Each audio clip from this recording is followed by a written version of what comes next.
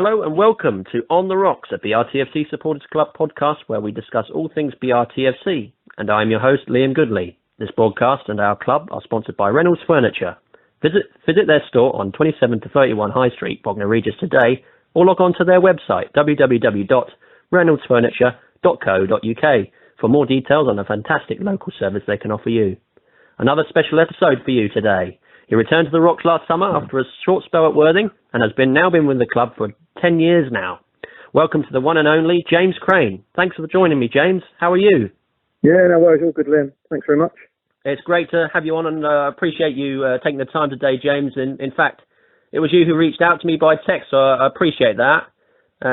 Big thanks to Christian Campbell for letting the other players know about this podcast. How are you without the football at the moment, James? Obviously, we're now pretty much in the summer break, but how's it been for you? It's been a bit of a strange one, really. Obviously, I've played football all of my life, so you get used to that 2 or 3 month, well, not even that actually anymore. It's more like 8 weeks in the summer where you get off of football for a pre-season. So I've had this sort of extended period. At first, it was actually quite nice not training and having a bit of time with the family. Obviously, it tied in with not having to work as well. But after about 2 or 3 weeks of not training, not seeing the boys, it can get quite tough. And it's been quite different, to say the least. And I've certainly missed being in and around the club and actually pulling on the shirt, which has been the hardest part, I think. Yeah, it's bound to be a bit difficult. Obviously, you're so used to meeting up every week for training and things. I expect that's been weird for you at the moment. Yeah, so, I mean, one of the most weird things is I travel in with Harvey and Chad when he was fit. The Lee boys, so not seeing Harvey because he used to come around my house on Saturday morning. We'd have breakfast together and then we'd drive up to the away games together. We'd drive to the home games together. We'd travel to training together. So it's been a bit odd not having that sort of ritual where Harvey pops around, have a bit of breakfast, watch a bit of soccer, and then off we go. So not having that routine has been quite strange, actually. Yeah, I expect it's been very strange. And obviously, at the moment, have you had any communications from the club as to what they plan to do? Any updates they've had from their point of view? I mean, Simon keeps been in touch. Whenever there's been an update or a change in any sort of legislation or wording from the FA or the government, he sort of kept us all in the loop. So the communication's been really, really strong. Obviously, we've had the well-being side of it with Blakey as well. He's always checking in, sort of passing in to the families and checking all okay. Obviously, trying to keep things as normal as possible in terms of like keeping in touch in what we'd call the off-season. And then all just sort of gearing us up, sort of checking that we're all okay, ready to go for when the next season does start and pre-season kicks in. Obviously, at the moment, we're unsure when that's going to be. But yeah, the communication's been really strong from the club, and they've sort of definitely checked that we're all okay in terms of well-being, but also if financial support's been required. Simon's definitely been there to sort of say, if you're in trouble with any issues, just give us a call and we'll see what we can do. So been really strong, actually, really quite impressed with the club on this front. Oh, that's great. And as far as you're aware, everybody's okay, all the players and everybody? Yeah, all the lads. We've got a WhatsApp group there every now and then. We'll sort of just have a little quick chat and whatever. And all the boys are really happy, and no one's, thank God, touch wood, contracted the virus as of yet. We've had some immediate family members that have been ill, so it's quite good that everyone's okay and everyone's sort of still talking to each other. No, we always do. That's great. I got the feeling last season, obviously we'll talk a bit about the last season, but the camaraderie within the club was very good last year. The morale was good, and I felt that you could see that off from looking onto the pitch, you could see that. Yeah, I mean, obviously I've been there for a long time and we've had some unbelievable teams play there. But in terms of togetherness, there was nobody in the team or in the squad that, obviously at times there's been people that you've played with and you sort of think, yeah, you're a good footballer, but you're a bit of an idiot. Whereas this season, every single person that's there has got the same mentality, like just wants to do their best, wants to do their bit. And everyone was just sort of really together. Like we would go in the bar, everyone would go in the bar together after the game. There was nobody that sort of just came, trained, did the game and then sort of left. Everyone sort of was happy socialising. And that sort of togetherness is one of the things that I think was the reason it turned our season around a little bit. Yeah, no, and obviously we'll go into that, but obviously looking back at your early career, James, I remember seeing you play for Arundel in much of your beginnings as a footballer. How was that for you? Was it Arundel your first team? It was a bit of an odd one, really. I was in Cyprus and I signed out there and I was playing, training every day and playing out there for AEK Larnaca reserves. And it got to about mid-August, and my dad said, "Oh, we're looking at," because I was thinking I was just going to stay in Cyprus and sort of play a bit of football for them. And if I'm honest with you, enjoy my life as a 16, 17-year-old lad going out and having a few beers down Lioneffa. And he was like, "No, we need to sort of do something for you." So he was the one that sorted out my interview at college at Chichester. It's heard from the careers up through my school. There was an academy team and stuff there. So I just came over and I hadn't actually got a club. I just terminated my contract out there, came over and was going to college here. And then while I was at college, there was actually a security guard who ran a 5 till 6 o'clock football session for all the people that lived in the college accommodation, which was obviously me. And he turned out to be the manager of Predators. And he said to me, "Do you want to come and have a game for me?" I was only 16 at the time. I thought, "Oh yeah, I've never played men's football like in this country. So yeah, I'll give it a go." So I went and played one game for the Predators. And it was an eye-opener to say the least. And then from there, one of my friends was at Arundel youth team, and he said, "Oh, we come play for our youth team." And then I played for the youth team. Jerry Matthews, who I played with there, his dad was a reserve team manager. And I ended up playing a game or two for the reserves. And then from that and training with the first team, Rich Taylor's sort of said, "Oh, we want you to sign for us and play for the first team." So it sort of all happened a little bit in a strange way. So I played one game for a random West Sussex side, and then started playing youth team football with my mate out there, Arundel, and then sort of moved forward and started playing for the first team after a couple of weeks of playing for them. So it was quite strange, really. Yeah, that's great. So you actually used to live out in Cyprus, is that right? Yeah, I lived out there. So from birth or from? No, my dad's in the army, so I've sort of travelled all over. That's hence why it looks like I've got quite an array of clubs that I played for as a kid.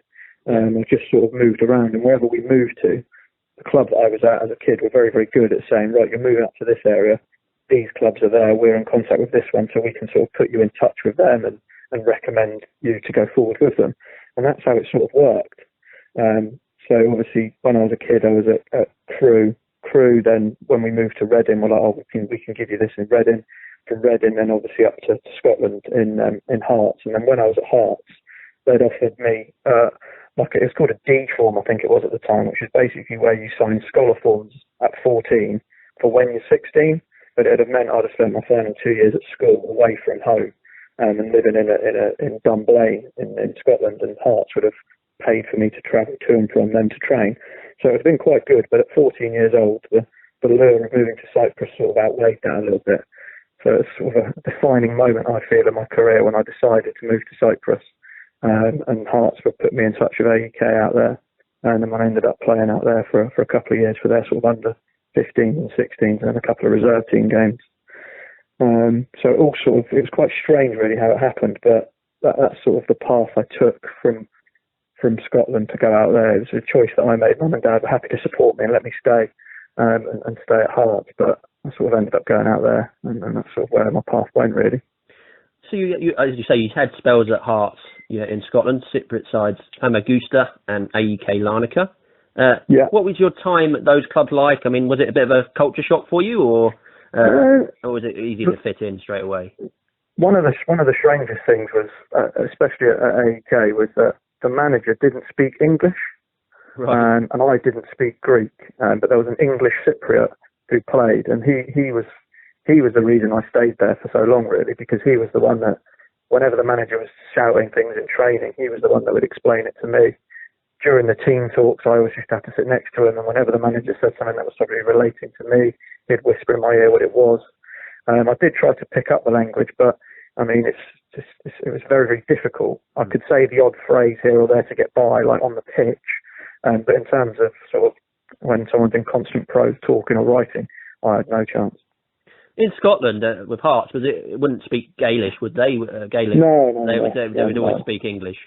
Yeah, I mean, it was a thick Edinburgh accent, but yeah, they all speak English. Yeah. What was it like playing for Reading? I assume that was for the youth system there.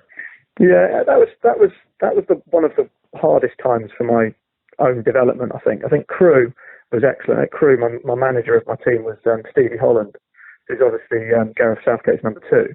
So the quality of coaching was exceptional, and I was in a team where you had like Luke Murphy, AJ Leach-Smith, Ashley Hodgson, Nicky Maynard. So a lot of good players around me when I was younger.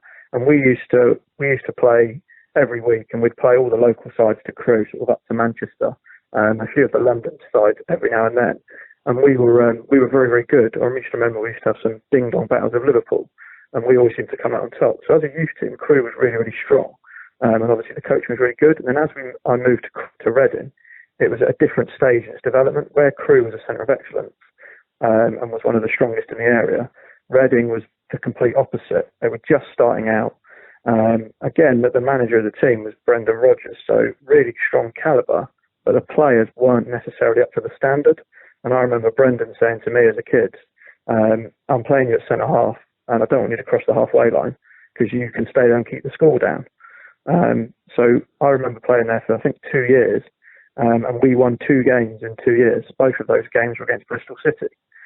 We got battered every other week, and that was difficult because I'd gone from being in a team where my development was paramount, and I was allowed to express myself as a player, actually playing midfield with Luke Murphy, to move into Reading where I was told not to cross the halfway line. So it's very different. And then obviously moving up to Scotland was better for me because Hearts were a very, very strong academy side, and it was always between us and Rangers who was going to do the best in the league that year.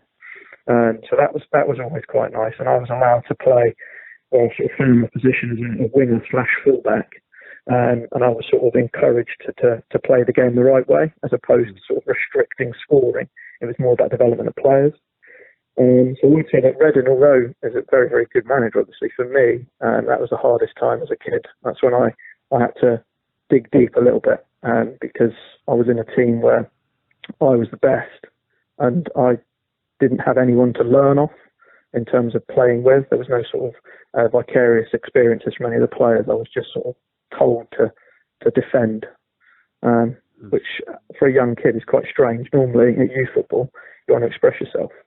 Yeah. No, sounds like a difficult time, obviously, at Reading. But would you say that those times helped you in your later career? Oh, massively. Yeah. I mean, looking back, that was probably where I learned the most because I was playing against people or playing against sides that were better than me. And one of the things that it helped me do was anticipate the game a lot more. I found, obviously, one of the biggest things, obviously being a teacher now, you do a bit of coaching yourself, that kids are quite reactive. They wait for something to happen, then they try and stop it. Whereas playing at Reading, where we were getting beaten every week, I had to learn to try and be a bit more proactive with what was going to happen, so try and sort of anticipate what was going to happen next, to try and prevent goals or shots. And in terms of my reading of the game, I feel like it came on tenfold at Reading. No, that's brilliant to hear. And I remember obviously seeing you play at Arundel. That was the first time I've seen you play. It seemed to me there you scored lots of goals for the Mullets.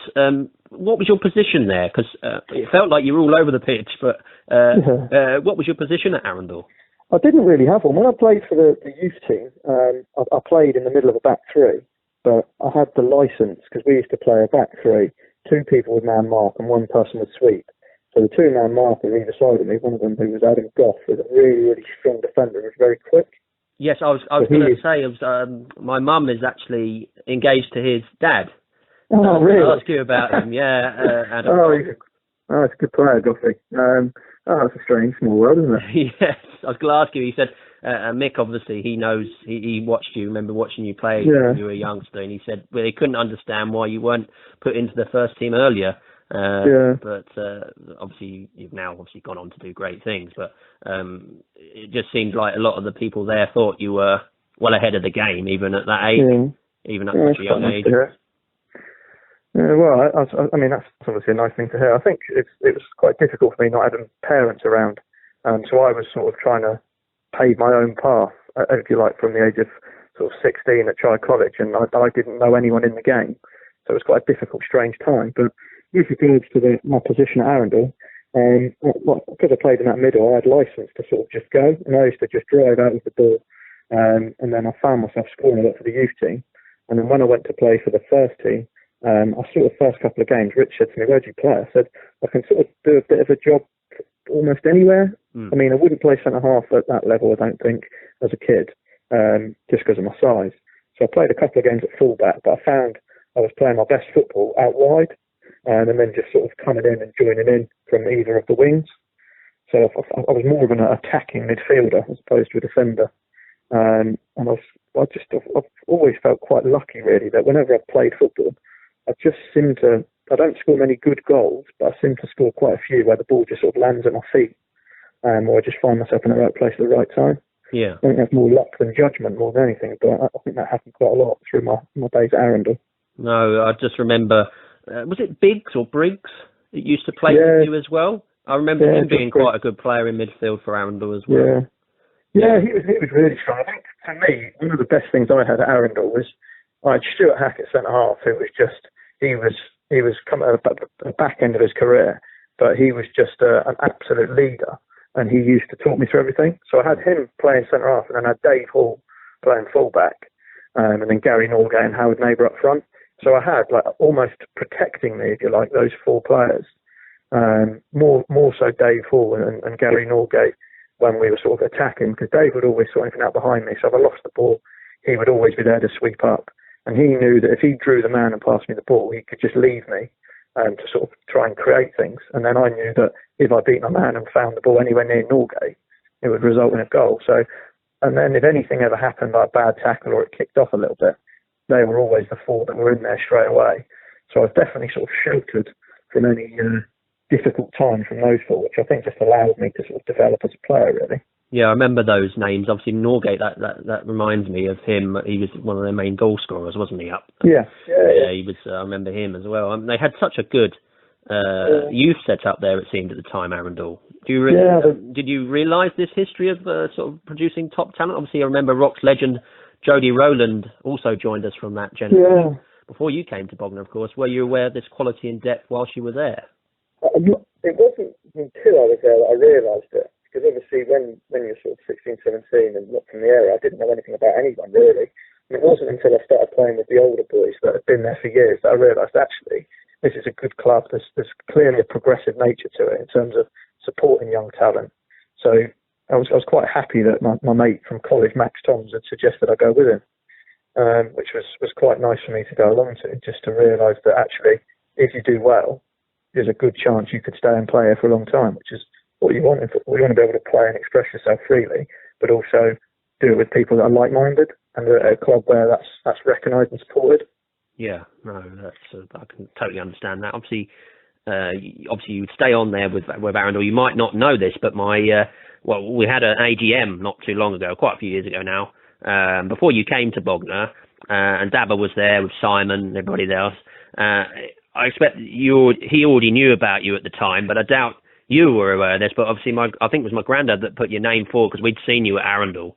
Nice. So I'm sure he knew about you already. I'm sure people had told him about you already. We were in need of more local talent at the time. I think we were struggling financially. Do you remember how the club approached you at the time? Bognor approached you at this time? I remember vaguely. I mean, I didn't know it was your granddad that put my name for that, Scott. That's really nice. So thanks for that. I was playing obviously at Arundel, and it was halfway through the season, and the Arundel manager at the time was obviously Rich Towers, and Pete, the chairman, had asked me to sign a contract. And I was thinking, it's really nice. It means I just get guaranteed money. Because at the time, I was on a pay to play, and if you win, you get a bit more. If you draw, you get a bit. If you lose, you don't get as much, sort of thing. And I was more than happy to sign that contract. And it wasn't until I was due to sign it on the Tuesday that on the Monday, Rich Towers rang me and said, we've had a 7-day approach from Bognor for you, which means we've got to let you know that in 7 days they're allowed to talk to you and try and sign you. And they were really good, actually. They said, obviously, we've offered you this contract. He said, I wouldn't be able to sleep at night. This was the chairman, Pete, because I wouldn't be able to sleep at night if I didn't tell you to wait the 7 days and let Bognor speak to you before you decide what you're going to do. So they were good as well, because they quite easily could have used my age and said, like, this, we're only sign this tomorrow. So, yeah, that's brilliant. And they didn't have to tell me Bognor had approached them. So that all came out quite out of the blue, really. Yeah, because I think at the time, we were looking for more local talent that obviously sometimes difficult to find a gem in the local area. Obviously, we've got the sea below us, only sort of Brighton one way, Pompey the other way. But when you left Arundel to join us, was the higher level of football noticeable straight away as soon as you arrived? One of the big things I did notice was the ruthlessness of the league. So one of the things at Arundel, if you made a mistake, the chances are you'd get away with it. Whereas at Bognor, if you made a mistake, it stood out like a sore thumb, and you were usually punished. Unless somebody made a worldy save or a worldy block behind you, the chances are if you made a mistake, you were conceding and you were going behind. So that was a bit of a thing that I noticed. I also noticed the time on the ball. You sort of get a little bit more, and if a team's having a spell, teams would then sit back a little bit, and I noticed that you got a little bit more time on the ball, which was something that I didn't think would have been the case. I thought I'd have been more rushed, but I found having more time allowed me to sort of think a bit more about the game, which definitely allowed me to move forward with it. Yeah, and well, that's surprising then, because you'd think, obviously, like you say, less time on the ball maybe, but at times particularly when you've got it in your own half, particularly, it seems like at this level you have got a bit of time to move the ball around, like the passing game that we like to play. Yeah, that's it, and I think that's where that's allowed me to develop my range of passing. Has been because I've played obviously up to the level for a little while. I sort of know what to expect a little bit more. Yeah. Whereas at Arundel, it was very much a case of it was almost fight football, and then when you got in front or once it calmed down, then you'd find more space and time. But it was very much a case of you earn the right to play. Whereas I think in the Conference South, especially in that first year, it was a little bit more respectful towards each other's teams, knowing that there was people on the team that if you did fly in would hurt you if they picked you off. So it was a lot more organised, definitely a lot more organised. Yeah, I'd say collectively. Yeah, that conference season was a real test for the whole team.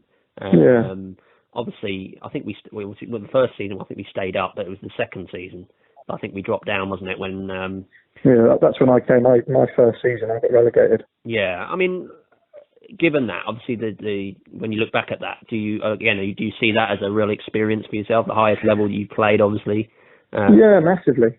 Yeah. Massively. It's definitely where I've learned a lot, and I played against some serious players in that time. And my debut was actually at Basingstoke, where we drew 0-0, and I played left back. And I remember I'd never played in front of men's football. This is in front of a sort of hostile environment. And I remember the first thing I did was tackled one of their players, rebounded the ball off them, and went to take the throw in. So as I picked up the ball, one of the fans looked at me and said, and obviously a few expletives thrown in there, you're going to get raped. And I was like, wow, this is an eye-opener. It's sort of 17, 18 years old. This is nice. But that was that's what it meant. It meant so much to everyone there. And I think that resonated with me massively moving forward, that you're not just necessarily playing for yourself and the team. There's a bigger community here. And that's something that I've not necessarily experienced in as much depth before. Obviously, the crowds are a lot bigger, and obviously, as you say, a lot more. In some cases, boisterous from the terraces. Do you hear all these things? Obviously, on the pitch, I don't know. Obviously, it depends on how big the crowd is, but do you hear a lot of the comments from the fans from the terraces? Yeah, you do. I think you don't listen for it anymore. And when I was a bit younger, I used to obviously hear it, and you try not to let it affect times. It might do, obviously subconsciously. Now you do hear it, but I've developed a sort of almost a switch where I don't necessarily listen or understand or interpret what's being said. I also think that as I've moved on a little bit and I've got older, I had a bit more fun with my football.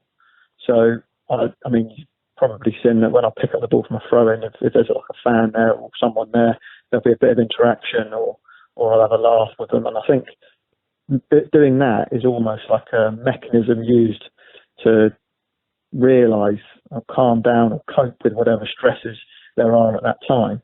I think when I was a bit younger, I used to be a little bit more sort of het up with it, and it used to not get to me, but I definitely used to think about it. Now I try to have a bit more fun with it. Yeah, no, and I think that's the way to go in terms of dealing with fans. You know, it's an added pressure, isn't it? The fans outside of the perimeter of the pitch.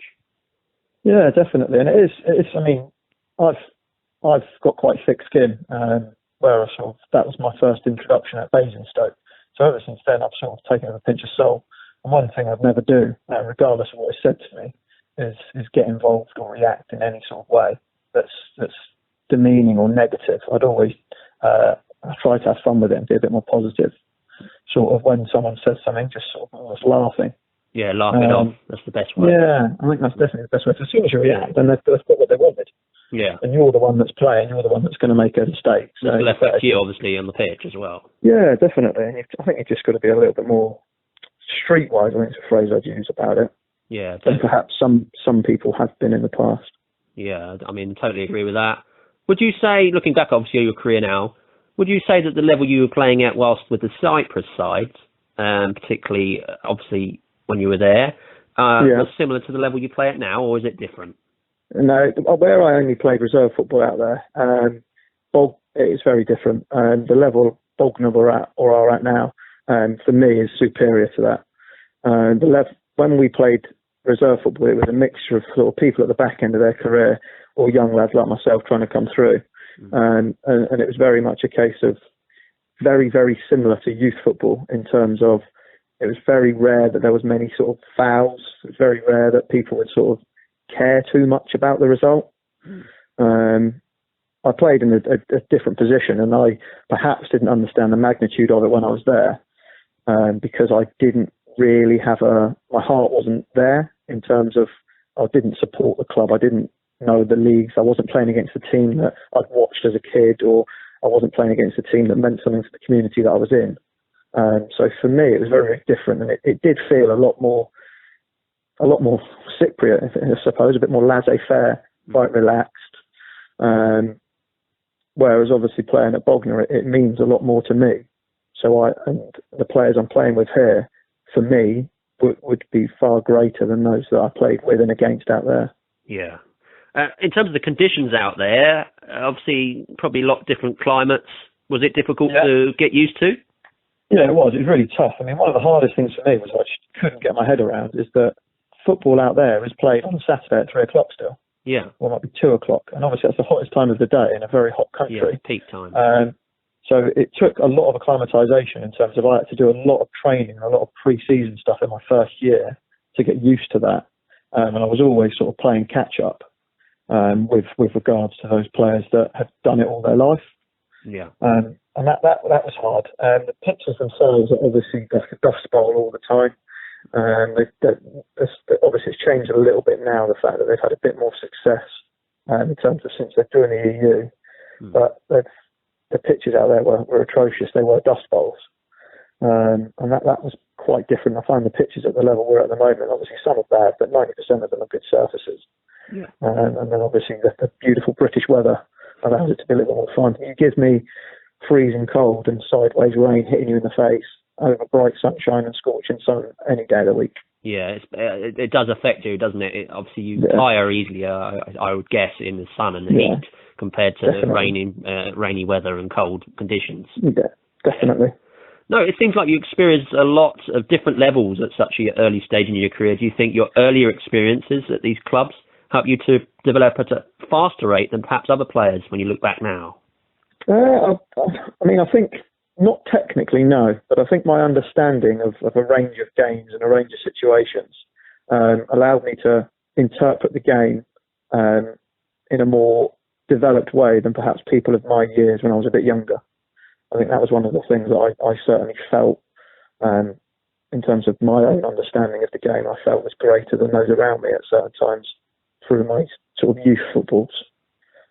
You know, it seems like you had a lot of experience at such a young age with some major sides, and you with the side, obviously with Bognor, towards the back end of Michael Birmingham's career. Do you stay in touch with Birmingham? What was it like to be around in the dressing room and generally at the club? I actually spoke to Bernie yesterday. I speak to Bernie a lot. I'd class him as a good friend, actually. He was an amazing human being. He used to turn up and he would have a 2-litre bottle of Coke.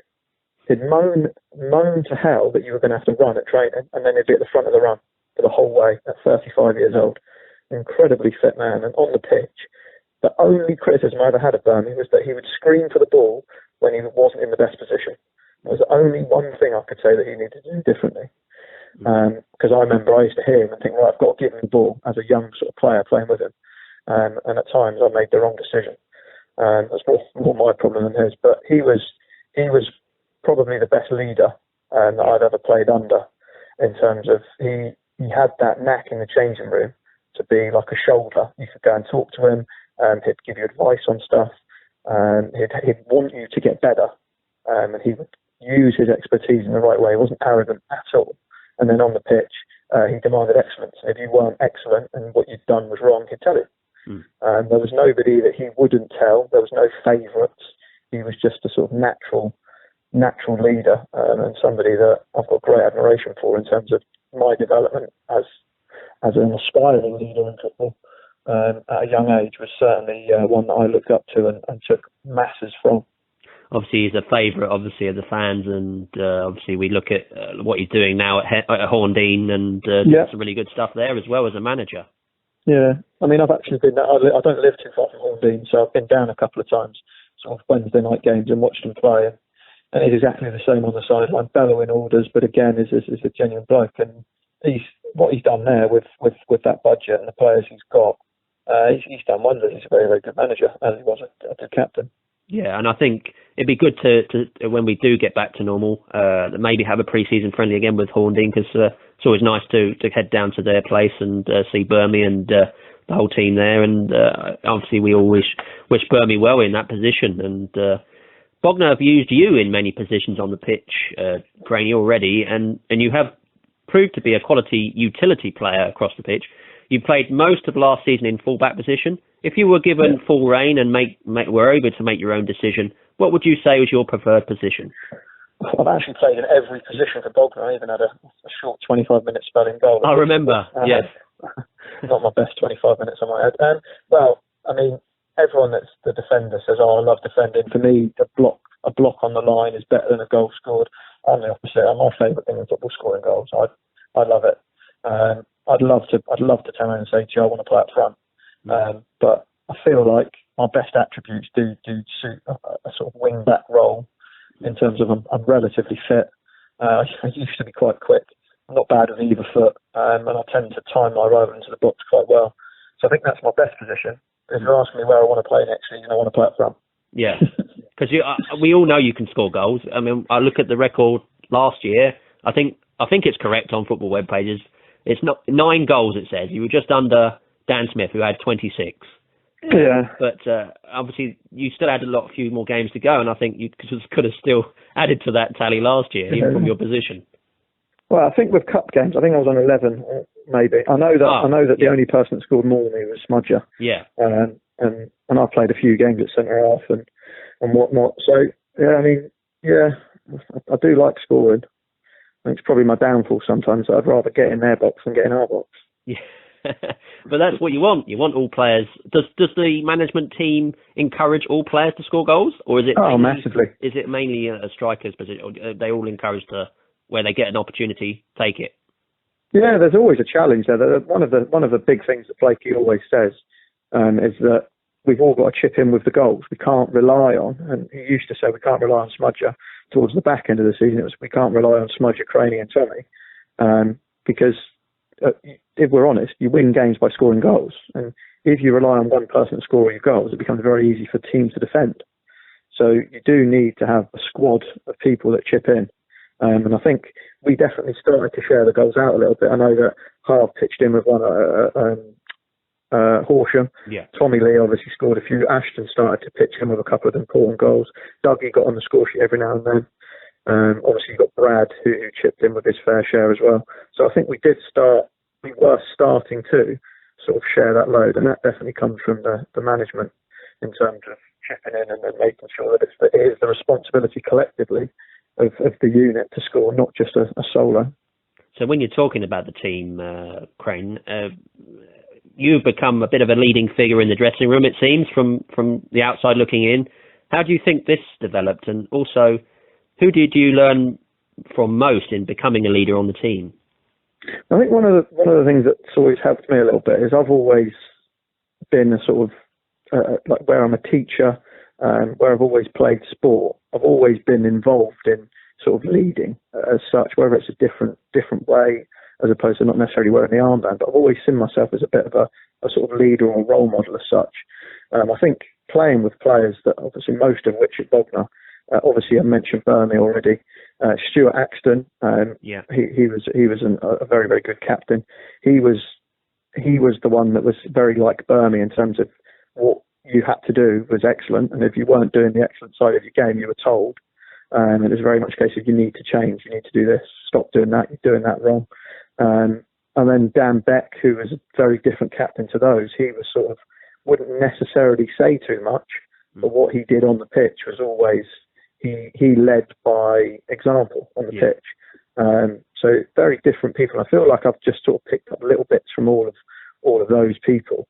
And I think for me, I used to be was sort of quite harsh in the dressing room. When we'd get a new lad, young lad into the team, I used to be the one that would let them know that it wasn't going to be a walkover. And sort of, I mean, Ollie Pearce is testament to this, that if you ask him who was the worst person in the changing room for him when he was younger, it was me. But then if you ask him who's the one person that you think has helped you develop as a player, it'd be me as well. Yeah. So I think I sort of got that a bit wrong in the early stages, but I do think now that I do try and use my experiences that I've had to help those younger lads, and I think they do, especially this year, they've realised that. And then I think where I am trying to expect or only accept excellence off the players, even in everything that we do, from putting your kit away and to turning up on time, to training like you're playing, when we're running, when we're warming up, doing it properly. I think just that constant professionalism and only accepting the top off of what the players can offer. I think a lot of them have sort of got a lot of respect for me from that, and I definitely felt like I've got that right this season. Yeah, I agree. Obviously, we can all see you as it sees this year. Obviously, Harvey White is the captain, but you're seen as the vice captain. He always hands you the captain's band if he has to go off. Who is the greatest captain you have played under over the years? If you look back at your whole career so far, who would you say is the best captain? Yeah, I just want to mention Harvey, actually, because Harvey's very much like Becky. He loves a war cry, and there'll be nobody on the pitch that will try harder than Harvey. And I think that is why he is an unbelievable captain, because you know that if you're running, he's going to be running harder than you. You know that if you're putting your head on the line to clear one, he'll be doing it behind you. I think the way that he leads is he's for those people that love a captain that stands and shouts and grabs people by the throat. Harvey doesn't look like he does that, but how Harvey leads, and for me, is a lot harder to do, because he does it quietly in terms of he just goes about his work, but he is the one that will be working harder than absolutely anyone else on that pitch. And I think for him, that's sort of testament to the character he's become, and I think that's why he is a phenomenal captain. But in terms of the greatest captain I've played under, Harvey would be up there. But I think how I was led as a kid or as a young player was certainly by Burmy and probably Stuart Axton as well. That sort of autocratic, almost dictatorial style certainly helped me develop, because I was a bit big time, not big time, but a little bit arrogant at times, and I needed those two to sort me out a little bit when I was younger. So yeah, I feel like definitely those two, closely followed by Harvey. I'd say a lot of people sort of questioned him getting captaincy at the beginning of a couple of seasons ago, but I actually, looking at the way he plays, he actually obviously leads his team by leading by example. He gets stuck in with the tackles. He's not as vocal as Burmy was, say, but he does a lot of things on the pitch that I think people really appreciate his work rate on the field. Massively, and we've definitely got the right captain in him. The other thing that he does that people won't see is in the dressing room, he is the one that keeps everyone together. He's the voice, he's the funny one, he's the one that if someone's down, he'll be there for them. He's a natural leader, not necessarily how people want a leader to be in terms of those that aren't involved. But for me as a player, he definitely gets the best out of everyone around him because of how he is. So yeah, absolutely 100% the correct choice for captain at the moment is definitely Harvey White. That's brilliant to hear. And I think he's got the backing of I've spoken to Aaron Hopkins and I've spoken to Christian Campbell recently, and they both said the same thing, that he's a good captain. Can we talk about your cracker of a goal, pardon the pun, scored against Altrincham in the FA Trophy at Nywood Lane? It was a goal of the season that year. What were your memories of that goal and the run we had in that 2015-16 season? Originally, I was gutted it wasn't on film, if I'm honestly, and I thought I don't score many goals from that far out. I thought, God, there'll be someone filming this. It's a big game. But no video footage of it. So all I have to do is talk people through it. Well, for me, there was no way I was keen to go to Manchester on a Tuesday night for the replay against Altrincham. That's for sure. And it's sort of one of those things where I sort of just had the ball at my feet, and I looked up and thought, God, there's no one I can slide in here. There's no one out wide on the right to pass to. I'm going to have a shot. And it was just sort of, flick it out, and I'll try and bend it over the keeper into that top corner. And luckily for me, it was one of those ones that as soon as I hit it, I knew where it was going. Despite the look on my face to be sheer of sort of jubilation and wasn't aware that I'd done it, I certainly meant to do it. So, it's quite nice to score a good goal, and the fact that it wasn't on video means that I do get to talk about it quite a lot, which is quite nice.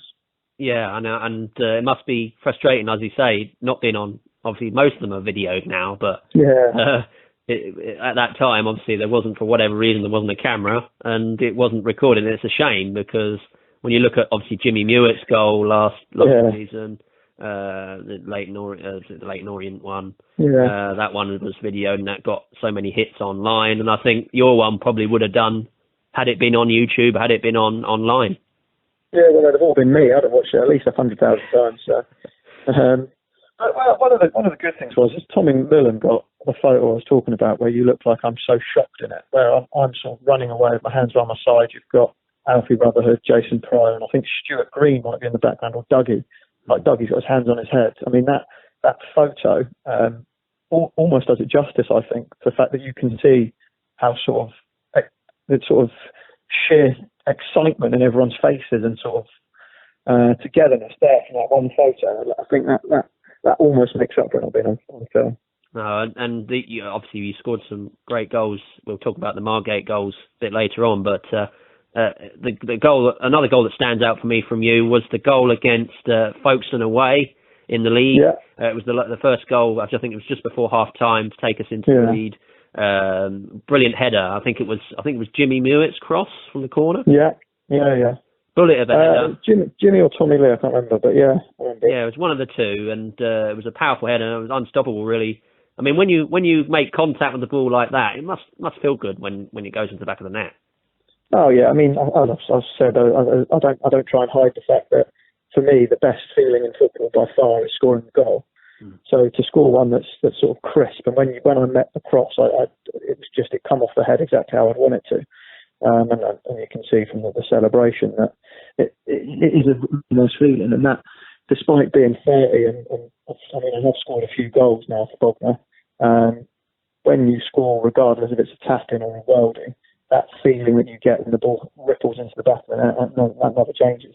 No, and it's great for the fans as well, obviously seeing it go in. And obviously now it's time for we're going to go with the quick fire rocks round. And I don't know if you've heard about this, James, but basically I'll give you some, instead of direct choices between players, like we do with the fans, I just want you to give me the first name of the first Bognor player that springs to mind.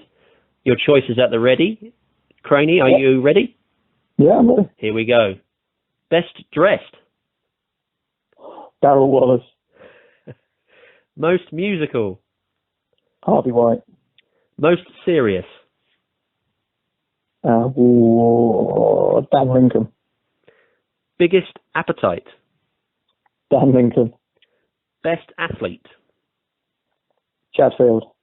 Most scruffy. Harvey White. Best friend in the dressing room. Probably Harvey as well. Yeah, Harvey White. Most reliable. Harvey White. Most skillful. Doug Tuck. Best crosser. Aaron Hopkinson. Best passer. Doug Tuck. Best hairdo. Me.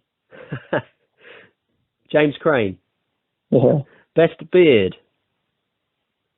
I don't even know. It's got a beard in there. I've had the same answer from both the previous two players I've interviewed. Best beard. I think because he's the only probably one that's got a beard at the moment. I don't even know who has. Keaton Wood, they've said. Go on, I'll go to Keats. Yeah, go on, listen, I've done. Best attitude. Probably Keaton. Biggest bookworm? Probably Keaton. The most nervous before a game? That's difficult to say. Probably Chad. Chad Field? Yeah, Chad Field. Oh. Best striker? Yeah, whatever. Within your time with Wagner, or any time? Difficult. I'm going to have to go with two. Okay. I have to go with Pryor and Luke Nightingale. Yeah, I think a lot of people would agree with you on that one. Yeah. Best midfielder? That's a difficult one. I've got midfield three. I'd go Dan Beck, James Wills, and Michael Birmingham. Yeah. Best defender? Stuart Axton or Craig Robson. Probably Stuart Axton. Best goalkeeper? Grant Smith, without a shadow of doubt. Best coach? That's not fair. I'm going to abstain. You're not going to pick one? I can't, no. No, it's a bit unfair, isn't it? And then the last one I have is best football mind. That's Dabber. Dabber's brain is a mad thing. Dabber Kilpatrick. Yeah, Darren Kilpatrick. Yeah, no, he's obviously doing some great stuff at Chichester, and obviously their FA Cup run. Everybody was watching that, and he's doing some great things with the Chichester College as well. Did you work with him whilst you were at the college? Did you say you went to the Chichester College? Yeah, I did. Yeah, he was the coach of the academy team when I was there. He was I owe him a lot actually in terms of England College. He was the one that sort of put me forward for that. I also feel like my game developed the most in that 3-year period while I was at Child College under him. No, he's obviously developed a lot of players over the years for Bognor, and I think they've still got a good relationship with the Chichester College, and that's basically, I think, thanks to Dabber. But obviously, he's with Chichester City at the moment, and we wish him all the best there. So we spoke about goals before, Craney. So talk to me about your hat trick at Margate this past season. Obviously, this was our 6-1 away victory over the gate. What were your general feelings of that day? You must have felt everything went right during the game. On the way there, I didn't, because Simon Cook missed the turn, and we ended up going all the way around Dover. So we ended up driving for far too long. But he's done me a favour picking me up, so I can't complain too much. Originally, I wasn't meant to be playing. I wasn't meant to be going. I had a twilight at work, and then my head at work was very, very good, and she said if I could get cover for it and get one of the other teachers to take it, that she would let me play. And I think that's what I did, because I've played a lot of games and not ever scored a hat trick. And then just from everything when we got there, the warm-up and the pitch itself is one of the best 4Gs in terms of for a passing team. It's not lively, it just rolls true, and that's one of the hardest things, is finding a good 4G. So on that front, it was good. And then after about 10 minutes, I'd found myself in acres of space all game, and I put a cross in after about 10 minutes. Aaron Hopkinson missed.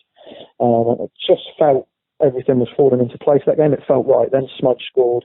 Then our corner that we worked on in training about 1,000 times finally came off with the old back heel, and then I was the one that made the run to the front post, which is obviously good. And then the second goal that I scored, again from another Tommy Lee corner, but this time Smudge blocked my man perfectly. He then pulled me back, and I got the volley into the bottom corner. And I thought, I've got a hell of a chance of getting a hat trick here. And then we had the free kick on the edge of the box that I put just wide, and I thought, go on, have I missed my chance? And I thought, I'm playing right wing back, I've got acres of space, I'm going to get another chance. And then Jack Pierce, what was a good idea to put me in the middle of the back three. I thought, he clearly doesn't want me to get a hat trick here. And then luckily enough, I went on a bit of a run. And I ran a throw in on the far side, and I thought, 96th minute of the game, we're 5-1 up, there's no way I'm running back to centre half and seeing it out. So I threw it to young Michael, who's on debut, who I owe a lot to. He slid me through and then took an absolute whack. Thank God the referee decided to play advantage. And then I went through sort of on the angle to the keeper. I sort of smudged on the penalty spot for a tap in for a guaranteed 6, but I can tell you, I was betting my mortgage that I was shooting, even if the keeper had narrowed me off even more, I was always shooting. And luckily enough, I managed to bend it just round and into the bottom corner. And I remember it was a great move, wasn't it? That third one. It was I popped it off off nicely. Yeah, Michael did really well actually, because he did take a whack from it. But I mean, I did say to him in the change room, cheers for that, mate. I'm sure I'll set you up at some stage. And then when we were playing Cray, I rolled him in and I thought he was going to get his goal, but Keith made a good save. Is he one for the future, Michael Baker? Did you see him to be one that can really develop within the team? Yeah, I mean, he's very good on the ball, and he's got a good head on his shoulders. One of the things that he did have, which not many 16-year-olds do, is he clearly understood the game, but also he understood the importance of listening and working hard. He didn't come in with this, like, watch a lot of young lads do at the moment, which is a bit of a problem with our national game. They come in with a bit of a swagger and think they've already made it and they're better than what they are. But Michael certainly was old school in his approach, like worked hard, wanted to run hard, always did extras of training, always wanted to hit the back of the net. And yeah, I think he's got a very good chance of going on a far place in the game. Another one that I quite like the look of, obviously, Eddie Wakely, but he didn't really get as many games as I'd have liked to have seen him playing. But I thought a couple of games away, particularly, he had to step in, and I thought he looked good as well. Yeah, he did, and it's the hardest thing in the world, coming into a team that you've not played and then you get your chance, because A, you want to impress, so you do more than you probably would do. B, everyone knows that you haven't played, so any mistake you make, it does stick out a little bit. And I think for Eddie, he was very good. He was an honest lad, really, really nice lad, actually, Eddie. Worked really hard in training. It's just sort of one of those things that didn't necessarily work for him when he came on. It was either something happened or he didn't get enough time. And it just seems, I mean, I'll be honest, I felt a bit sorry for him. I don't necessarily feel that he got a fair crack at the whip. And it's not my place to say who should play in what games or whatever. But I do feel like he perhaps could have had more of an opportunity than he was given. And for someone that's a good, honest local lad, I'd have quite liked to have seen that, if I'm honest. Yeah, no, and I think a lot of the fans, obviously, some of the fans thought he deserved a few more minutes under his belt this past season. But I'm sure as the years go by, and if he's still with us next season, I'm sure as gradually as he gets older, he'll get more time on the field, and alongside players like yourself and more experienced players that he can only benefit from in the long term. Yeah, that's it. And that'll come down to personal choice from him. Is he happy to sort of bide his time and wait, or does he want to get playing first team football? And that's what it comes down to, really, with a lot of players. It becomes their decision, whether they want to hold it out and wait for their chance or go elsewhere and try and get some more minutes. But yeah, I genuinely wish him all the best. And for the lads that know me well, for someone that I've not played with for very little, I don't necessarily have too much to say about him. But for Eddie, I certainly do. He's a very, very good, honest lad, and I do wish him all the best. Here on that. From your position, Craney, you've scored many goals over the years. Did you just say that was your first hat-trick? Yeah, it was. I thought I got one against Ringmer for Arundel in my last ever game. And I've told people I got a hat-trick against Ringmer in the second half, but I didn't. My little boy found an old scrapbook with my old articles in there, and my wife had made me. And I was just looking through it this morning, actually, and I didn't score a hat-trick against Arundel. I went through, I'd scored 2. I went 1-on-1 with the keeper, and Gary Norgate stood next to me on 39 goals. And it shows the difference in me now to then. Rather than scoring into the open goal, I passed it to him so he could get his 40th goal of the season. Yeah. So yeah, it was my first hat-trick. Right, so that's surprising to me, because of the amount of goals you've racked up over the years. I'd have thought one of them would have been a hat-trick. Yeah, you scored a lot of braces, I suppose, 2 goals. Yeah. That was my first hat-trick in men's football. I scored a few for like the college and when I was a kid, but they don't really count in men's football where it matters. Yeah, that's where your bread and butter, really, isn't it? Your men's football. So a few braces, but yeah, never the hat-trick until then. No, it's just surprising for me. From a fan's perspective, it seems like the acquisition of Robbie Blade was a great move for the club. What is training like with Robbie Blade compared to other coaches in the past? Yeah, it's really good. I mean, obviously it's going to be different because everyone wants to put their own stamp on it and does things in a slightly different way.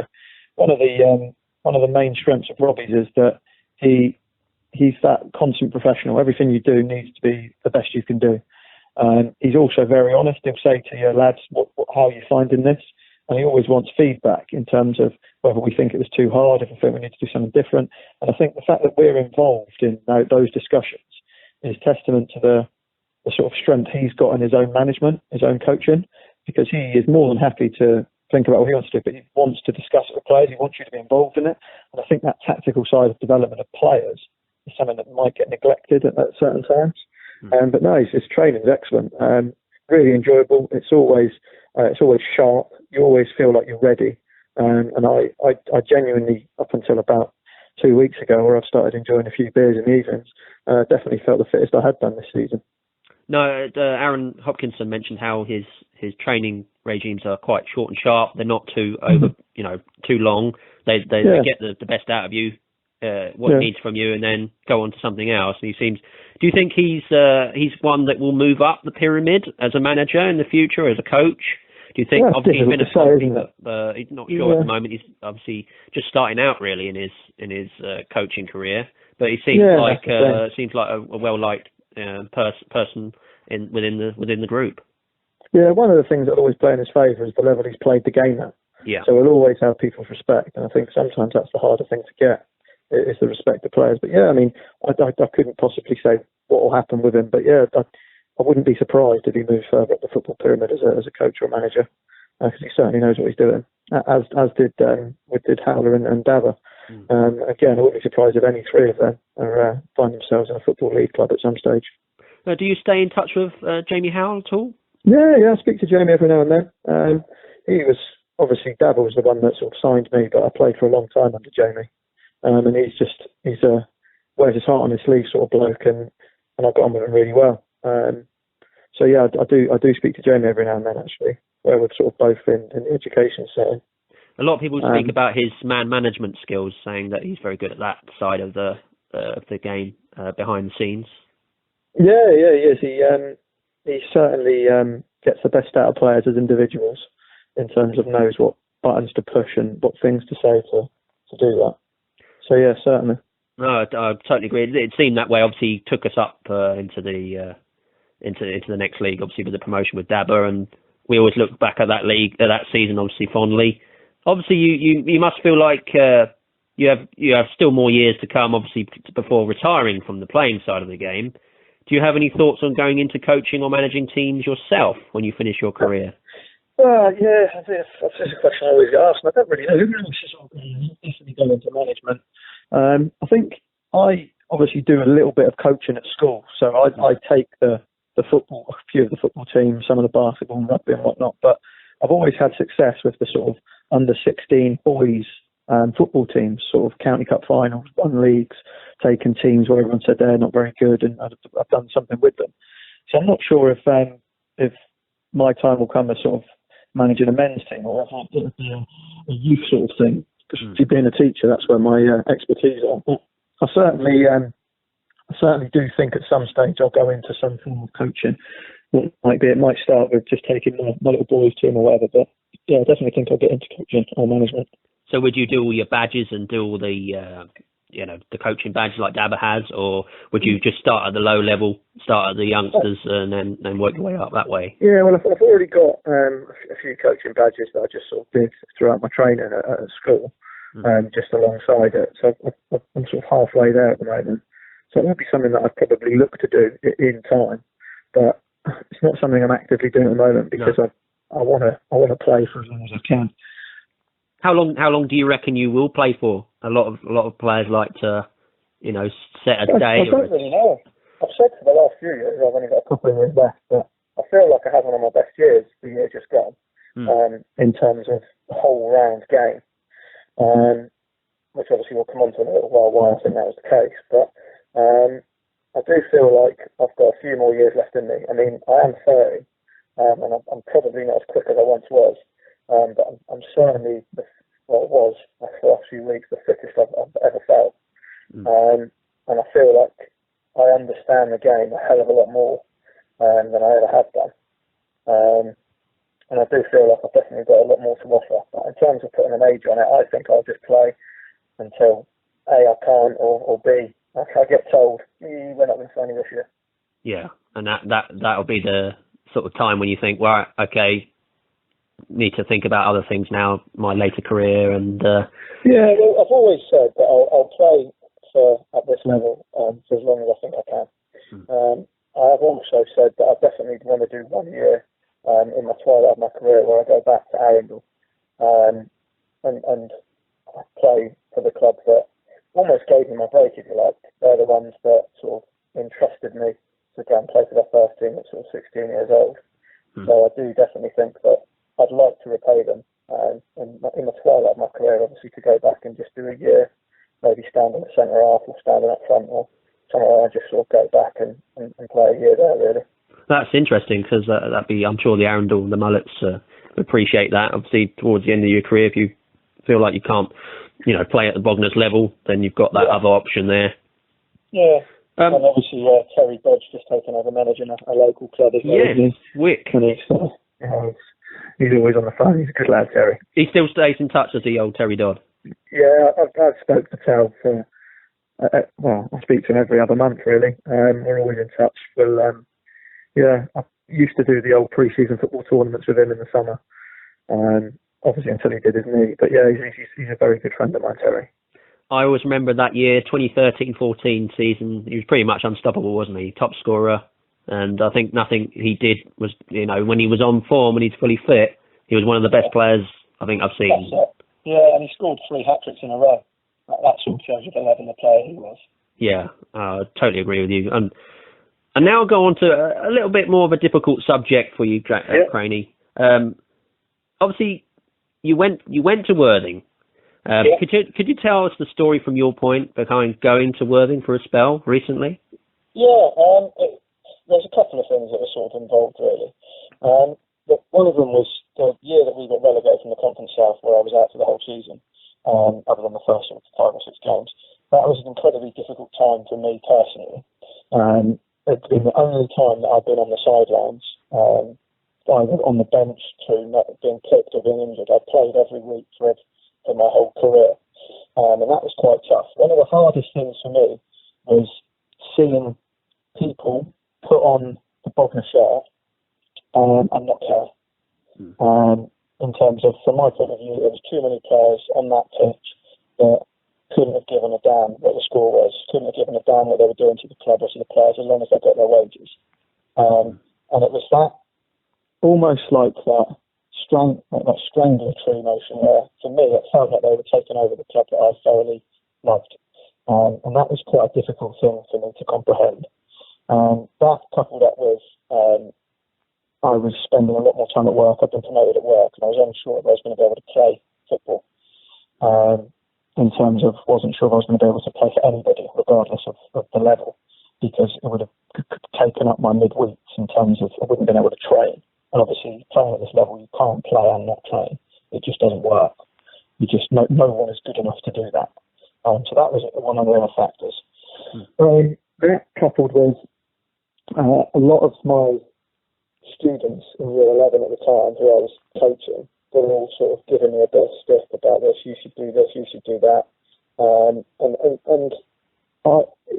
felt at the time that I needed a break from football. So I was toying with whether I was going to play for anybody or not play at all. That was my original decision. I'll be perfectly honest, I had a phone call and a conversation that didn't go the way I wanted it to go. I don't want to go into that too much, but things were said that were quite difficult to take. And I think from that, coupled with the other things, that made my decision that I needed a year out or a year away as such. I only ever wanted to go away for a year in terms of not play or not be around, just to try and get a few things straight in my head about how I wanted to be remembered or wanted to be perceived as a player and as a person. And a few things that were said and a few things that happened I didn't agree with. And if I feel that way, then unfortunately that decision was made. So I made that decision from those things coming in together to come away from Bognor. At that time, nothing had been agreed with anyone or anyone hadn't spoke to anyone. And then I thought, right, this is where I can manage to play. I've worked it around school. Now I need to find if there's a club that's around me that's acceptable. And I had 3 offers from 3 clubs. And the easiest one in terms of location was Worthing. No, it's interesting to hear about all the combination of all the reasons why you had to move, you had to change. And I think obviously the fans will appreciate that explanation. Obviously, I think the main reason fans might have been a bit upset about the move, obviously it's Worthing, but because it came soon after the funds were raised for your support for your operation. That was the collarbone, wasn't it? The injury that held up your career. You were out for quite a while with that. Yeah. Would you agree you could see it from their point of view as well? Oh, I can massively understand what some fans might think. Because on the surface, unless you sort of delve deep, what it looks like is I've got injured, fans have told me to get fit, I've got fit, I've left, I've not even played. And I can completely understand their point of view. I will say on the record that I did speak to several fans prior to my departure for the year to express certain things and express my sort of gratitude for what they've done. And those fans that I'd spoken to were completely understanding and aware and supportive of my decision and the situation I found myself in. So from that point of view, they were a big help in terms of me moving away. But one of the hardest things is obviously that I obviously didn't then play after I'd got fit for the club that season. Obviously, because I couldn't. One of the things that I spoke to several people close to me about, one of whom was Harvey. And Harvey said to me, because the fans paid for that operation for you, or put some money towards the operation for you, because of what you've done over the 9 years you've been playing. It wasn't that you were going to then do this and do that next time. They did that to show credit for what you've done for the club over the last 8 years through the highs and lows. And that was one of the things that made it a bit easier. Don't get me wrong, I can completely understand where they're coming from, I really can, but that's something I just sort of wanted to share, really. No, that's I appreciate being honest about that. Obviously, I know you have always been thankful to the Bognor supporters for helping you out at that time. Do you feel that after returning to Bognor, the atmosphere was any different to when you left? This must have been a difficult time for you, obviously coming back after having ambitions with Worthing. It was a strange feeling, and one of the things that sort of culminated in it all was the fans throughout. Even when I was playing for Worthing, I was still in contact with a few of them. They were still very, very sort of sending me supportive messages, wishing me all the best. When I came back to play at Norwood Lane for Worthing, obviously that was one of the most strangest, surreal experiences that I've ever had playing. All of the Bognor fans that I spoke to were, "Oh, how are you doing? How's the family? Congratulations on the arrival of your son. We're so glad to see you back. We're going to see you in Green and White next year." Simon Cook, especially, I've got to mention him. He was, even when I was playing and throughout the whole of pre-season, the season, he was texting, and I've been in contact with him, and he's been really, really good and really supportive from a sort of different standpoint as opposed to a chairman of the club or whatever of the club. But the fans on the whole have been exceptional, I think, in terms of when I've come back. Not only one incident I can think of where somebody sent me a bit of a dodgy message on Twitter, and I just did what I normally do and just waited until I saw them in person, and then said, "Should we have that conversation?" And soon retracted their statement. But on the whole, the fans have been nothing short of excellent, really. A lot of them that aren't involved in sort of like the social media side of it. I think more the older generation, and I've made sure that I sort of stepped out a beer with them in the clubhouse after a game or so this season, just to sort of show my gratitude for what they did, obviously 2 years ago. No, that's I appreciate that, Craney. Obviously, it seems that Worthing, when you went to Worthing, they started playing you at the beginning of your spell there, but as the season went on, it seems they were using you less and less. Did you find this? And I thought this was a waste of talent, as you were either on the bench or not even featured at times towards the end. Yeah, I mean, I picked up a bit of an injury. I had a middle ear problem for the last sort of 3 or 4 weeks, which is why I didn't play very much in those 3 or 4 weeks. But prior to that, I hadn't been played for 4 or 5 games. There was a bit of an incident in training.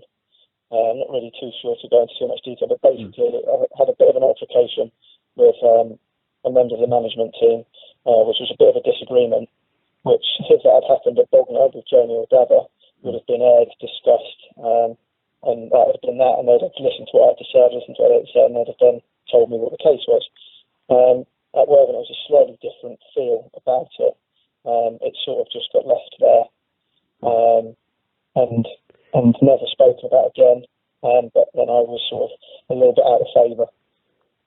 Was that the reasoning you eventually came back to us with Bob? No, I mean, it's going to be quite difficult for fans to sort of believe, but I'd only ever planned on going away for a year, just to sort of get a few things in perspective. And I mean, you probably know if you're at one place for a long time, it can become quite institutionalised. And I think for my own development and my own understanding, I needed a year away from that. Whether Bognor would have taken me back after a year after how things went, I didn't know. But once I'd sort of decided that I needed that time away, I was definitely going away somewhere. That was that. And then after this year, I did want to come back. And luckily enough, the bygones were left to be bygones. Conversations were had, and things moved away. So that's one of the reasons I did come back. One of the things I do feel like that year at Worthing, although it was a different and difficult time for me, I do feel like my game and the person I am as a footballer has definitely progressed because of that year. Yeah, I mean, when you went there, obviously they looked like they were snapping up a lot of talent in the area. They had Ollie Pearce, obviously Ollie Pearce went there. Alex Parsons went there a few seasons before that, but they got Darren Budd there, obviously Bognor legend as well. But did that sway your decision as well? That the fact that these other players that you played with before were there already? That's one of the main factors behind it. That why I ended up going to Worthing as opposed to Horsham or Gosport. A, the location, but B, there's 4 of my very good friends were there. Obviously, Buddy, I played with at Bognor for a long time. Ollie Pearce and I, we played a lot together, as I mentioned earlier in the podcast that I spoke to a little while ago. Alex Parsons, I've been friends with Al ever since we started playing football together. I speak to Al regularly now. They're good friends outside of football. So when I was going for a bit of a difficult time, they were the ones that were like, mate, it's a good club, come along, you'll be a good laugh. And that was one of the factors that swayed my decision to go there as opposed to the other 2 places. I think the fans obviously they see them as the rivals, and obviously vice versa. But is it the same for the players? No. The biggest factor we have is I play football. This is what I mean when I sort of have a bit of a joke around the fans for other teams when I'm playing against them. I play football regardless of what jersey I've got on to win. That's why I play the game, because I love the game and I want to win. I have an affiliation and a huge admiration for Bognor as a club. So whenever I pull on that jersey, if I'm playing against Worthing, if I'm playing against Havant, if I'm playing against the Dog and Duck United, the Swallow Pub, I want to do everything I can in my power to win. That's fair enough, and that doesn't change. Obviously, it means more to the fans, which, if anything, adds a bit of pressure to you as a player. But I play the game to win, and when I put the Bognor shirt on, I don't care who I'm playing against. I want to do everything I can to beat that opposition. And playing against Worthing, obviously having played for both sides, I've got friends in both teams. But I could be playing against somebody I hate and somebody I love. It's not going to change the way I play the game. I'm long enough in the tooth to understand that once you step over that white line, you're in a battle. Doesn't matter what team you're representing, it's that your team that you're in at that point is you're going to give 100% for. And not necessarily. It doesn't matter who you're representing. It doesn't matter who you're playing against. I think for me, playing for Worthing, I wanted to win, as any player should when they play the game. But it means more to me when I play for Bognor, because my wife comes, my brother-in-law played, my father-in-law watches every single game, my friends are now fans of the club. So I feel like there's an added pressure, which, if anything, makes me want to win more. But who I'm playing against is irrelevant. No, that explains that. Obviously, the majority of your career you've been, and you'll always be seen as obviously a Bognor player because the amount of time you spent with the club. But obviously the fans will appreciate your honesty on that. And I think it just needed a bit of clarification from your end, because in the media, you read stuff in the media, and it's not always. You don't know how much truth. Obviously, I work closely with Steve, and I know he's very honest with his stuff, but obviously he's going by what he's been told, and it often gets convoluted, and rumor goes round, and a lot of things. You hear a lot of things, and I think it was just the timing of it. When it happened, that's what people look back at. That's all. I completely understand that, and like I said, while we're in this forum, if there is anybody that does want to discuss discuss it, has any questions they want to ask me, do feel free to get in touch. I'm more than happy to talk through anything. Off the air, obviously, I'm more than happy to talk about anything at all. So if anyone does want to get in touch, feel free to get in contact with me. I appreciate that, James. Obviously, looking into your personal life these days, obviously, do you have any hobbies that fans would not know about that you'd like to share? Or, for example, any TV programs you're into, collecting anything, or gaming, or anything like that? Yeah, I don't mean a bit of paddleboarding. The wife and I do go out a little bit paddleboarding, obviously prior to having the nipper. But most of my time at the moment is filled up with the little one. I'm a massive fan of Disney. I do love Disney Plus? Disney films. Yeah, we've got Disney Plus. We've actually had it on this morning. A little one working a bit earlier, so already this morning we've had My One on, we've had Wreck-It Ralph on, we've had Toy Story on. So we've got our fair share of Disney in this house. The Lady and the Tramp film is very good on there, the remake of that. Yeah. No, that's... but yeah, I think Disney's my guilty pleasure. No, that's great. Has that always been the case? No, not really. When I was a kid, obviously, I didn't know it, but my wife is Disney mad, so we actually got married in Disneyland, Florida. Wow. Yeah, that's sort of we've been together sort of 6 or 7 years, I think now. We've been out to Disneyland, Florida 4 times. Wow. So it's certainly a place that we like to go. And since obviously I met her, it's definitely something that we've taken forward, and now our little boy is Disneyland. As I talk to you, I've got 2 little cars from the film Cars in my hand. Oh, brilliant, yes. Which ones? I've got Dinoco Blue, Lightning McQueen, and I've got Flo, which is the picture. Oh, yes. Yeah, no, I wonder if they're going to make another film version. Yeah, it'd be nice if they did. Yeah. I like the other ones as well. Planes is it as well. That's quite good. That's probably his favourite one, Planes. I watch it every night before he goes to bed. Brilliant. Looking ahead, James, when do you feel things will return to normal and returning to training and football season and all the rest? We're talking obviously basically after the season has just ended. It's a summer break now officially really anyway. What are your thoughts on when things will go back to normal? I think in terms of our league, I think pre-season will be run as normal as long as we're allowed to, obviously. So I do think by the 1st of July we'll be back into training properly. Obviously, I don't know how that's going to look for the season ahead or what they're going to change, but from my perspective at the moment, it's just business as normal now in terms of football, for my football. So I have a couple of weeks where I don't do too much, then gradually get myself back into fitness, ready for pre-season in July, unless I hear otherwise. And if I'm honest, that's how I think it's going to go. I think we'll be back to normal by July. No, I hope that's the case. Hopefully we get some more news as the weeks go by. Lots of Rocks fans already know that away from football, you're a PE teacher. You've spoken about that today. Can you tell fans how long you've been a teacher and how that is going for you? Yeah, I've been a teacher for, I think I'm in my 6th year now. No, it's really good. I've got quite a nice job, actually. I'm a leader in PE, but I also line manage a few other subject areas. And I'm quite heavily involved in the development of teaching and learning in Sussex. So I've got quite a nice job where I sort of go to other schools and do teacher training on different strands of evidence-informed teaching. So yeah, I've thoroughly enjoyed my job, and one of the best things obviously is that I can sort of manipulate my work around football, so I can sort of marry the two together quite nicely. And I get to go and visit different schools in and around sort of the South Coast, which is obviously really nice. Yeah, Aaron Hopkinson, who I spoke to in the previous episode, he said he went to see one of your school games and he said it was very good. Yeah. He said he enjoyed it. He said it was near where he was living, so he went down and had a look and saw your team play. How Ben, is it a really feel good sort of job that you think that? Oh yeah, definitely. When teaching there's no 2 days the same, which is I'm sure is quite a cliche thing that a lot of people say about their job, but you could teach the same lesson to the same class, and it could be completely different every single time you teach it, purely because obviously you're dealing with people, and when you're dealing with 25 to 30 people, and they've all got their own opinion, all their own characteristics, all got their own things going on in their lives, it's amazing to see how that manifests itself into a lesson.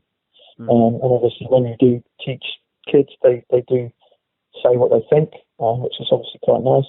They all learn in different ways, and you're just constantly thinking, how can I do the best by these people that are in front of me? And that sort of social acceptability that I've got, of sort of trying to think about how I can best help them prepare for their lives, is obviously one of the most rewarding things when you see someone that you used to teach either going on to represent a professional football club for a footballing point of view, or somebody that you taught going to university to become PE teacher because you've inspired them. That is a very nice rewarding feeling that you don't necessarily get in a lot of other jobs.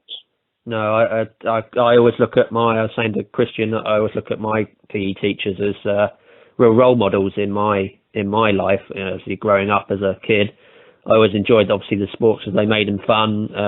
One of the PE wasn't always everybody's cup of tea, but for me, sport was what I wanted to do, and I really enjoyed it. Obviously, growing up, and I think when you look back at your school and your teachers at school, you always remember your PE teachers. So I think that's something to go by. I'm asking the same question to all players, James, but can you see yourself back in the Rocks camp next season whenever that starts? Have discussions started yet regarding contracts or signing on next season? Nothing's been discussed as of yet in terms of with Jack or Blakey, but I can. You hope to be back with us next year? Yeah, I definitely want to be back. If I'm not, it will be no choice. Yeah, no, that's great to hear. And like many of our players, I know you're a proud dad. How is that going for you? Is this taking up a lot of your time away from work and football? Yeah, it's pretty much any time I'm at home and with him. But yeah, he's good as gold. Luckily, he's at the age at the moment where he doesn't really understand that he can go out and do things normally. So the whole lockdown thing for him has been really fun because he's had both me and my wife have both been at home all the time. Getting to see him and playing with him and watching different things and playing different games, going in the garden, going on bike rides. So he's living his best life at the moment. Yeah, and he's getting obviously the best from both of you because you've got so much time to just spend with them and watch them grow up really. No, I mean he's only 18 months old, but we've got 2 hours training every day, so he's out in the garden with a football, getting ready. He'll be a future rock.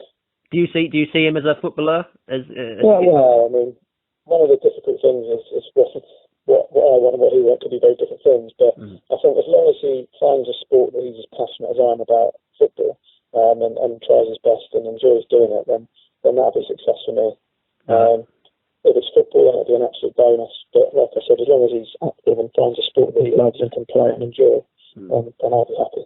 Yeah, I think sport's a very important thing. I mean, it doesn't matter what sport it is, but it's good for the mind and it's good for your body, and I think you can make a lot of friendships that way as well. Yeah, definitely. Could you name a role model of yours in the football world growing up yourself? Well, I mean, I always aspired when I was a kid in the garden, sort of hitting balls and goals and stuff. It was always Alan Shearer. Being a bit of a Newcastle fan, he was the one that I sort of massively looked up to. You were a supporter of the Toon Army. Yeah, well, I used to be when I was a kid. I'm not so much anymore. I don't really get to watch much football. Obviously, my hands are full when I'm at home. I don't necessarily follow him too much now. But when I was a kid, I certainly did, and I was certainly an Alan Shearer fan, and he was one of the main reasons I fell in love with football. Alan Shearer, obviously, he's gone on to do a lot of punditry work now, and he's doing great stuff with Gary Lineker and the team. You've seen many players come and go at Bognor over the years, James. What player would you say is the name for the future at Bognor? Well, I think at some stage Samuel Ladd will come back as a manager, so that could be something for the future. In terms of like a young player coming through, don't really know, if I'm honest. Because I know that we've got obviously a lot of year groups, very young year groups playing Pebbles football. But in terms of we had quite a young squad last season. Is there anything in there you think will really push on and be one that can lead us into the next generation of players? Yeah, I mean, Harry Cavanagh's obviously at Portsmouth, but he's a very talented footballer, incredibly fit, and he's got a very good head on his shoulders. He's a sort of natural leader. He would be one that I would suggest could have quite a lucrative career in the game, and fingers crossed he finds himself playing for Bognor at some stage. But yeah, he would be one that I'd definitely keep my eye on. Yeah, and the ones that really stood out for me this season, obviously Amadou Tangara, who's a brilliant acquisition, but also the Lee brothers. I think they've obviously the acquisition of Tommy Lee this season. I think. Well, that shows how good they have been, because I didn't even, when you said young ones for the future, I didn't even think of either of them, because I thought they're already established, they're already there, they're definitely. Yeah. But yeah, both the Lees, obviously Tommy's passing range is exceptional. He's come on leaps and bounds over the whole season, and then Ashton, he's got some of the best feet I've ever seen. He can turn it on and off like a tap, and he's not the quickest, despite him telling you he is. He's definitely not, but he will certainly tie players up in knots when he wants to. And both of them, the reason I didn't even mention is because they're both, in my eyes, already established at the level. Yeah, I think that's where I was sort of asking you about younger players, but I suppose they are. Yeah. They pretty much played when they were fit. They were playing, so I'd say I would agree with you. They're established. Do you think they'll stay on next season? Obviously, our fans hope that they'll stay. Yeah, I mean, I hope they do as well. I mean, I speak to Ash quite a lot. I don't speak to Tommy too much. He's obviously a bit younger than me, but I speak to Ash quite a lot, and Ash is very, very keen to stay on. He just obviously wants to make sure that he's going to be in a position where he's able to play. He's got a kid and that on the way, isn't he? So he's very keen. Same with Tommy. Tommy's very keen to stay. I do think with Tommy it's slightly different, because he's obviously a great stature. And there'll be a few clubs sniffing around him, I think. That's what I fear, is that the clubs, obviously, at this time of year, obviously the situation's different with the coronavirus, and I'm sure it's going to affect a lot of clubs. We're not sure what's going to happen, and I just hope we can keep the nucleus of players like yourself, like Harvey, and then hope that'll encourage other players, maybe the younger players, to stay on with us. Yeah, well, if you look through the team, I'm sure Harvey will stay. I'm 100% sure of that. Amadou will stay as well. So there's three sort of leaders, if you like, I include myself in that'll be there or thereabouts next season. So there's always a spine of such of players that'll hopefully ensure a couple of the other lads stay on, which would be quite nice. Because if we keep that team, we've got a very good chance. Now, obviously, Amadou's there, and we've got a keeper that's going to be secure. Very good chance if we can keep everyone and add one or two acquisitions that we might find ourselves kicking up that league a little bit. And I think when we look back at last season, I got shot down a bit with other fans. I was optimistic. I still thought we could have made the 5th position in the playoffs. What was the view in the dressing room? Aaron said it was quite positive. Yeah, we were always thinking, we always take every game as it comes, and you know that you've got to win that game in front of you. And we would have kept going until it was a mathematically not okay or mathematically secure. But my thoughts process were that we had a very good chance. I think it was getting more and more difficult, if I'm going to be honest with you. And probably was a little bit too hard if you look back now. But during the time that we were playing, we all certainly thought it was definitely in our grasp. Yeah, I just felt the momentum was starting to come back. We had some really good performances. Obviously, the Horsham game end of the season. For me, that could have been a turning point. That 2-0 win away from home against a good side that had not scored. That psychologically was huge. Just a shame that it happened to be the last one. Yeah, and I think we'll always look at. Obviously, I think the club has decided to keep all the stats and everything. Obviously, the season's become null and void. But they've obviously kept the stats, so that's good for the likes of yourself and Smudger, who scored some great goals this season. To end this interview at this time, James, what would you like to say to the Rocks fans at this time? Any further comments you'd like to make? Thanks for your support over the last sort of 10 years. It is massively appreciated from all of us as players. And you are the lifeblood of the club, basically. Without you, there is no Bognor Town Football Club. And I know many of you that listen to this, and many of you that I've spoken with, have had a beer or two in the club, and we've enjoyed some good times. Keep getting behind the boys. We're all actually putting on the shirt and doing everything we can to move the club back up to the Conference South. But thank you for everything you've done, and I look forward to playing hopefully for many more years for the club. Well, that's good to hear, James, and many thanks for joining me today, and I look forward to seeing you playing more games for the Rocks in seasons to come, as you say. I really appreciate you spending the time to tell more fans about you and your career. Hopefully this team will include you back next season as things return to normality. Thank you for your continued efforts on the pitch and for representing the Green Army. If you'd like, it would be great to catch up again sometime soon. How would you feel about that? Yeah, absolutely fine. Great. No, that's great news, and we'll hope to see you soon. Obviously, everybody at the Nile Lane and for games to come. Again, a big thanks to Rocks fullback and vice captain James Crane for being my guest today. and getting the chance to chat with him was a great experience for me, and I appreciate him taking the time. If you'd like to get your say in an upcoming episode of On the Rocks, then please contact me on Twitter at Liam Goodley. If your business would like to sponsor our podcast, then please contact David Robinson to talk you through the options. Get your company mentioned on the air with us every episode. This has been an On the Rocks production brought to you by the BRTFC Supporters Club. Thank you for listening. Stay safe. Up the rocks.